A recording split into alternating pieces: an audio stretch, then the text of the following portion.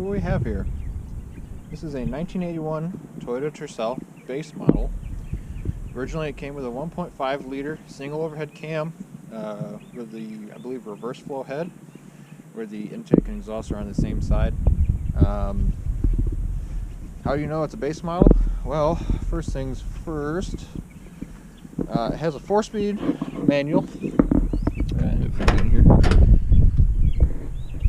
A 4-speed manual. You got no armrests. You got they call them door straps.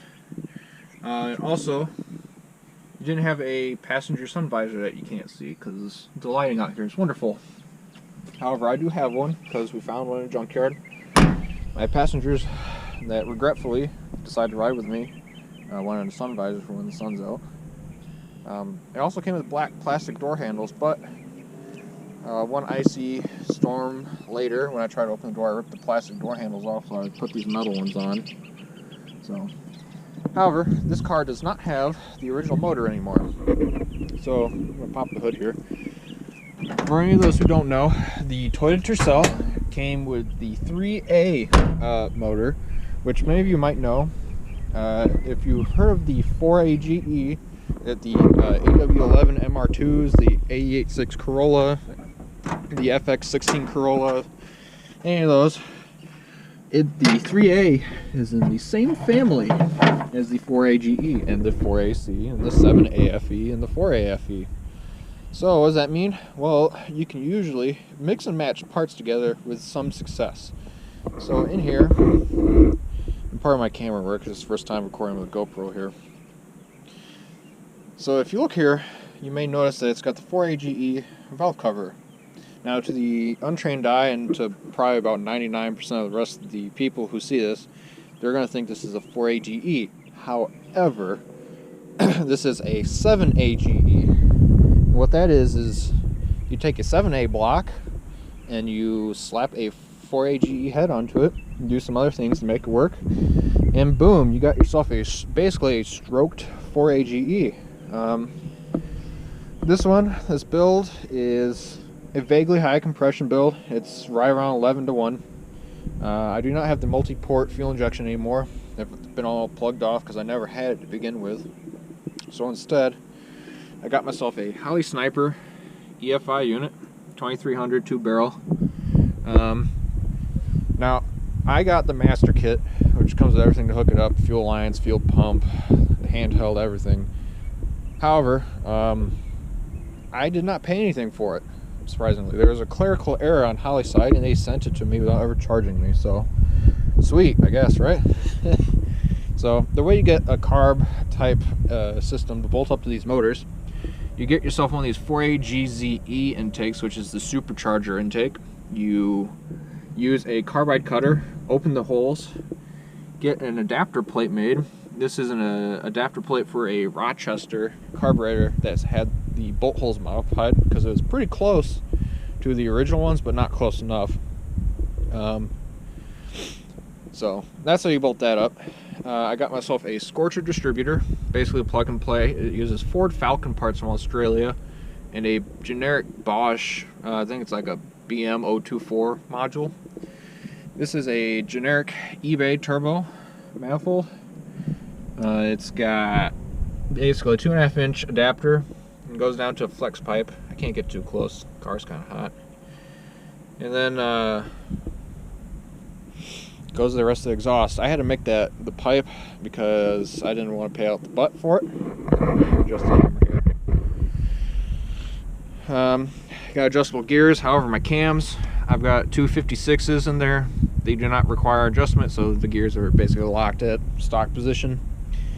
The other cool feature about this car, many of you may see it's a longitudinal Tercel. Must be rear-wheel drive, right? No, it's not. When we go down here, what is that? It's an axle. This is a front-wheel drive car. Matter of fact, it is Toyota's first front-wheel drive car.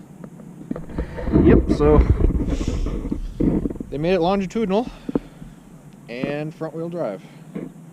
The second-gen Tercels, if you know the four-wheel drive Tercels, use the same transmission, but they've got like a transfer case on the back of them. Very cute little transfer case.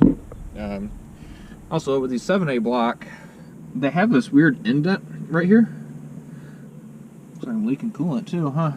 That's nice. They got this indent right there, and I had to have a custom adapter plate made to cover it up, because the pan is like a square and the block has that indent. So anyways, onto the sides of the cars. I got 14-inch tires on here, some really obscure American racing Fireball rims. I've got drilled and slotted rotors from Hart Brakes. Get in here and look. I'm surprised that they made them. It's so weird. I was just googling brake discs because I needed a new set, and it was like, huh, I guess I'll try them. They came with ceramic pads. Tires are Falcon Zenith RT 615K pluses, I believe. I've come around the back. Mine has a 2-door, if it wasn't obvious. They came in 4-door variants and 3-door hatches. Come to the back. Excuse all the junk in the trunk. You know, so much for a car show. You have all your crap in the trunk. Words. You have all the crap in the trunk. So, I'm gonna move my wonderful 13-inch split out of the way. You may notice that there's no spare tire wheel well. Why is that? Previous owner cut it out. The whole complete trunk floor of the car was cut out and replaced. Why? Well, the guy needed a way to feed his cows. So why not just cut the trunk floor out, use it to feed your cows? So that is supposedly the story. And coming to this side, something you may notice about these rims, they're backwards. I've got 4 left rims for my car, and I don't know why. And I've never seen another set ever. So, walk around to the interior here. Now you may notice that these seats are black and orange, and the rest of the car is tan. Now, this car was originally tan. The seats were obliterated, as you know, any old vinyl sun-baked seats are. However, these seats are actually original, at least to a Tercel. If you ever got a Tercel with the black interior, I've seen them only on hatches, and I've seen one yellow 2-door like mine with this black interior. You look at these cool black and orange seats, and I found these seats in a junkyard. Now, I do want to get them repaired, but, you know, with the whole Rona virus, that's going to be really hard to do. I got myself the SR5 steering wheel. The symbols turn sideways. If you look, the Tercel logo is, I believe, a male falcon. And then the uber rare SR5 gauge cluster with a tack. Got a wonderful hack radio job from the previous owner. I did not do this. I actually have a replacement original radio for the car that I might put in. And then the HVAC controls I made. Not the prettiest. It's kind of a test. Basically, there's an Arduino back there, and I replaced the cable controls with RC servos. And the red, blue are for temperature, and the green and yellow are for direction. Toggle switches for heater valve control. And then your factory blower controller and AC button. So, yeah. So, anyway. A lot of people are hesitant to do these kinds of swaps to these Tercels. You see them more on the wagons. This is the first gen GE swap that I have seen. I have seen drag cars made out of these with a 8.8 rear end and monster V8, but I wouldn't really count those. But this is the first one I've ever seen with a twin cam, and let me tell you, it's a lot of work. Something else to note, to get this turbo manifold to work, had to delete my brake booster. See the delete plate back here. So, yeah. So, but like I said, a lot of people are afraid to do these swaps because they say these transmissions can't take more than 100 horse, which is kind of true for the 4-wheel drive ones. The transfer cases, if you beat on them, they'll explode like glass.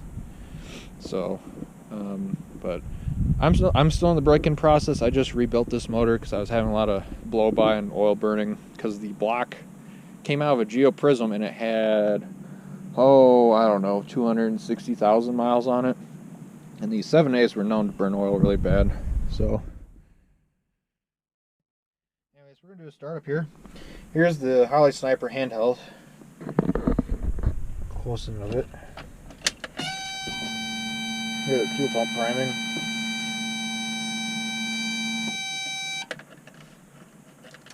Also, I have really bad idling issues, so don't mind the surging idle. I'm trying to get it fixed with a tune, so